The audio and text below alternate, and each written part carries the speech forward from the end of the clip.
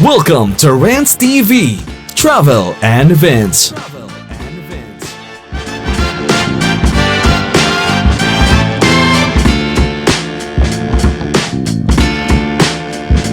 Welcome back to my channel guys. Nandito naman po ako ngayon sa Binondo Intramuros Bridge. Ito yung ramp ng Binondo Intramuros Bridge. At dito nga na area, as you can see, madilim dito kasi yung mga poste, mga ilaw, mga ponde, ayan no. Hindi pa nakakabit yung bagong ilaw dito. Kaya medyo madilim. Dito nga dumadaan yung mga tao sa bike lane. At i-update ko kayo ngayon, Sunday, October 13, 2024. Titingnan natin yung kalagayan ng the iconic Binondo Intramuros Bridge, kung marami pa rin bang mga tambay at mga vendors. Ito nga yung grand stairs na hindi pa tapos, ayan o. Umiilaw naman na dito at sarado pa nga kasi hindi pa tapos yung construction dito. At kung matapos na to, dire-diretso na yung mga tao, pwedeng dumaan sa baba at diretso doon sa viewing deck.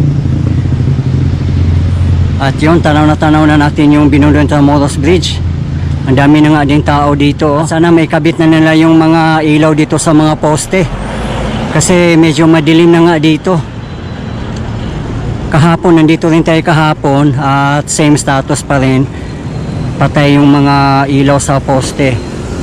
Ayan, marami ng mga tao nga dito nakatambay o nagsiselfie. Ayan. Kaya masyadong marami tao ngayon kasi Sunday at hindi pa umulan. Ang dami ng mga nakapark dito ng mga motor oh. Ginawa na nga nila tong parking. Ayan naman yung Pasig River Esplanade, Phase 1C.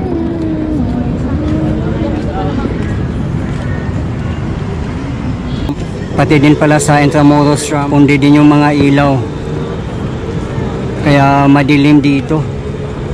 Kahit dito nga sa gitna ng bridge, kundi pa rin yung mga ilaw, hindi pa rin nila na fix. Ayan, buhay na naman yung mga vendors natin.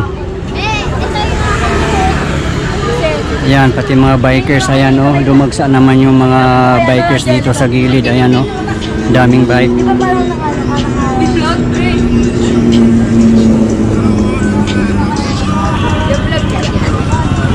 Shout out kayo mga idol. Shout out sa inyo ah. Anong page mo ka? Ayan. Anong page mo ya? Sa YouTube, Rants TV. Sa FB ka, sa FB. FB ah. Yan din sa FB. Apitik ni Rants TV. Yes. Kaya, wait lang, naka lang. Tayo mo lang dyan. Shout out kay Jaime. Jaime Junior. Jaime tayo. Shout out Jaime. Bagsa mo. Ito ah. Excuse me, I like your style. So, gusto. Ito? Yes. Follow na kita ko ya. Sige, thank you. Ikaw rin kaya. Ito rin pre oh. Yan design yun ah. Ito na yung mga vendors natin dito. Marami nakaupo din dito sa mga railings. Yan. Hello mo sa idol. Yan, gusto mo mag-shoutout my idol. Hello po. Yan, si idol. Pa-relax dito si idol oh. Ayan. Madalas ba kayo dito may idol? Isa lang. Ano? Kayo sir? Makapunta lang sir. Anong masasabi nyo dito sa Binondo Intramuros Bridge? Parang maganda din. Aha. Galing pa kami ng Cavite. Galing Cavite. Nagpasyal-pasyal lang. First time nyo dito sir? Second time. Second time. Ibig sabihin nagustuhan nyo no? Ang pasyalan natin kasi pang world class. Oo, masarap dito, mahangin. At mukhang masarap yung kaya nyo sir. Saan nyo ba binili yan? Beling sir. Gold ka nga. Saan nyo ba binili yan? Diyan ba? Okay. Masarap daw. Ayos. So mag-shoutout muna kayo sir sa inyong pamilya sa Cavite. Shout out dyan sa kay Janrel. Dito na kami. Motor nyo to. At dito na kayo nakapag-park. Okay. Parang hindi na siya tulay no? Parang park na. Di ba may idol no? Ginawa ng park, correct? Para mapasyal-pasyalan. Oo. Ayan. Ito rin, may kainan din. Oo, madaming kainan nga dito. Ayan. Salamat na idol. Thank you. Ayan, parami ang mga namamasyal dito mga idol. Ayan, busy si kuya. Ang daming namimili sa kanya dito. Ayan, oh. Panalo si kuya. Ayan, nag-enjoy ang mga idol natin. Ayan, may ice cream din dito. Ayan, daming mga motor nga nakapark dito sa side. May pizza pa.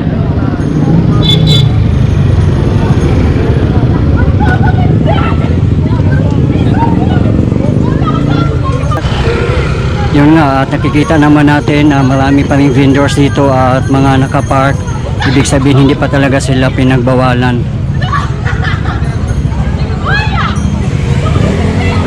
Dito pa lang yan sa isang side at titingnan din naman natin sa kabilang side ng bridge. Yeah, shoutout mga idol. Shoutout ko nga pala yung kaibigan ko si Dominic. Sana umuwi ka na sa bahay niyo. Saan ba siya nagpunta na? Ano ba missing? Ito po siya. Ayan o. Okay. Taga saan ba kayo mga idol? Mandaluyong ako ya. Medyo Pasig ako. Medyo makalapit lang. Nagbike lang kayo pumunta dito, no? First time mo pumunta dito? So ano masasabi nyo sa Binondo Intramuros Bridge na nagmukhang park na ngayon? Maganda po. Kasi po, Di ba, boss? Ano? maganda po kasi park po siya. Oo, napaka-relaxing, no? So, ang dating bridge nagiging park na ngayon. Ikaw sir, ikaw ba yung may-ari dito, sir? Hindi pa ba kayo pinagbawalan na magtinda dito, sir? Nagbabawalan. Pag magkatang pulis, bababa kami. Gano'n na kayo katagal dito nagbenta, sir? Sa 2 taon na rin. Dito sa bridge? Opo. Grabe, tagal na pala, no? 2 years. Mas matagal sila. Kayo din, madam? Matagal si ate. Kasi ginagawa pa lang yan. Nandito na yan. Ano bang paninda mo, boss? Siomay rice, palamig. Siomay rice palamig. Magkano ba? 30 pesos, no? 30 pesos, siomay lang. Okay. Ayan o, kumakain na sila si ate at kuya. So, titingnan din natin mamaya sa kabilang side kung anong meron doon. At yan naman sa gitna ng bridge, sa may railings. Ang daming nakatambay din doon at maraming bike nakapark. Heritage kaya? Oo. Ayan, maraming mga malalaking sasakyan dumaan. Kaya nga, doble ingat lang din mga namamasyal dito kasi baka mahagip ng mga sasakyan dumadaan. Kasi tulay ito hindi ito park.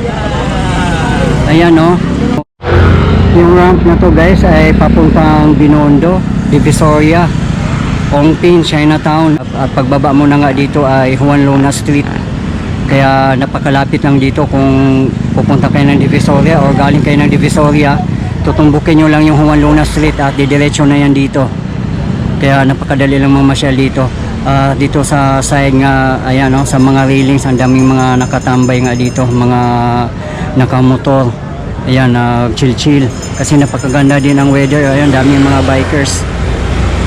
At ako mismo nandito sa gitna ng bridge sa may railings. Ayan. At doon naman sa kabilang side, yung ramp na yan ay galing Binondo. At ang exit nga nito ay Intramuros, papuntang Rojas Boulevard.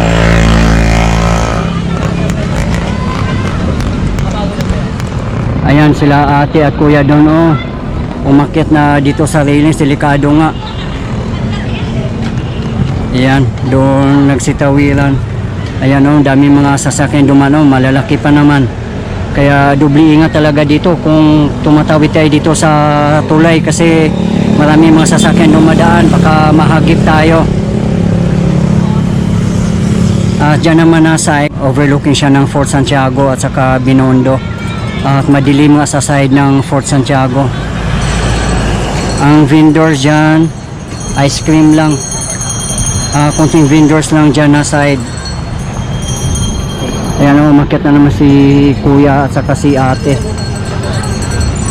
Yung ang ginagawa ng mga namamasyal dito, aakyat para makatawid.